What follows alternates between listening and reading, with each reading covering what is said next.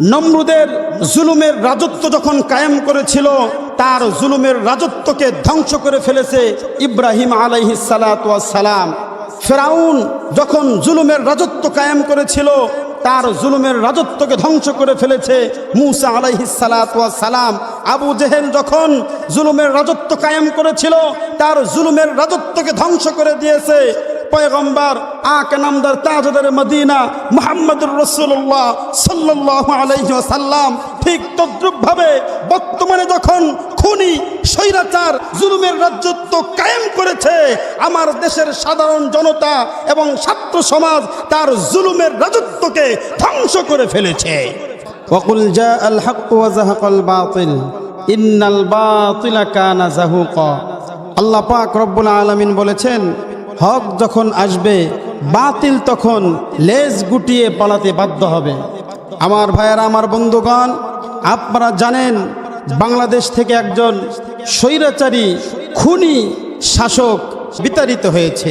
16টা বছর যাবৎ ইসলামপন্থী মানুষদেরকে, যারা ইসলাম নিয়ে চলাফেরা করত, তাদেরকে রাজাকার আর সন্ত্রাসের ট্যাগ লাগিয়ে দিয়ে জুলুম করেছে, নির্যাতন করেছে। কিন্তু আল্লাহ পাক রব্বুল আলামিন যখন তাকে ধরেছে, তার গায়ে রাজাকার সন্ত্রাসীর ট্যাগ লাগিয়ে আল্লাহ পাক রব্বুল আলামিন তাকে মুহূর্তের ভিতরে দেশ থেকে বিতাড়িত করে দিয়েছে। রাসূল করিম সাল্লাল্লাহু আলাইহি ওয়াসাল্লাম হাদিস শরীফের মধ্যে বলেন যে ব্যক্তি জুলুম করে সে হলো একটা ঘুড়ির মতো।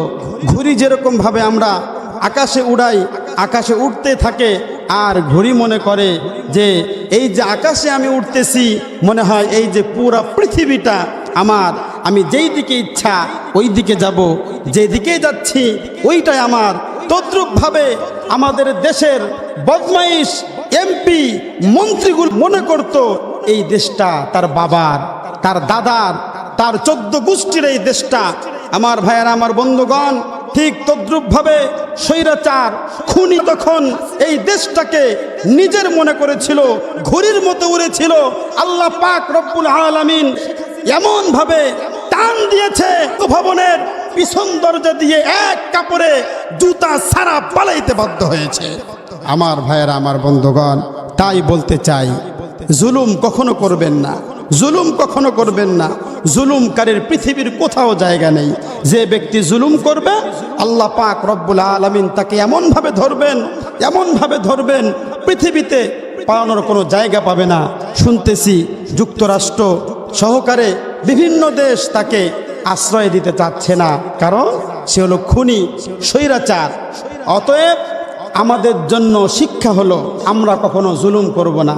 যদি জুলুম করি, আজকে খুনি স্বৈরাচার কাছ থেকে আমাদেরকে শিক্ষা নিতে হবে।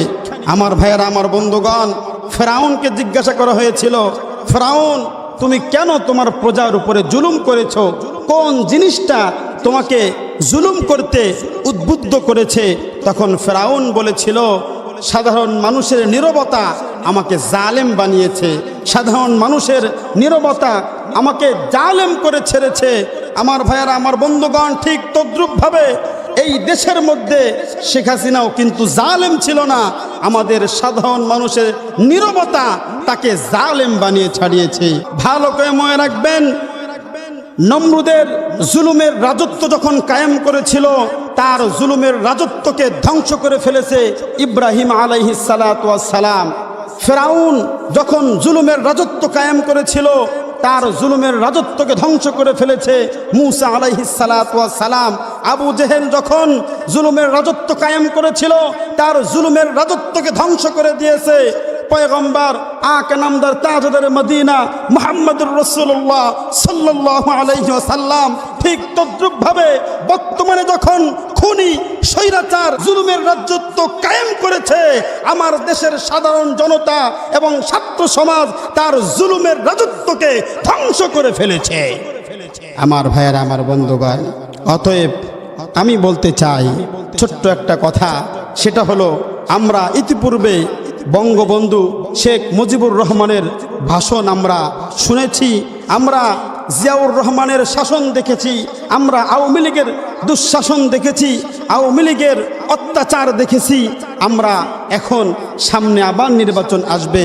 এখন বর্তমানে হয়তোবা ছাত্র সমাজ জয়লাভ করেছে, সরকার গঠন হবে, এরপর নির্বাচন আসবে। নির্বাচন আসার পরে আমরা সংসদে আল কোরআনের আলো দেখতে চাই। আমার ভাইয়েরা, আমার বন্ধুগণ, তাই আসুন আমরা কখনো জুলুম করব না।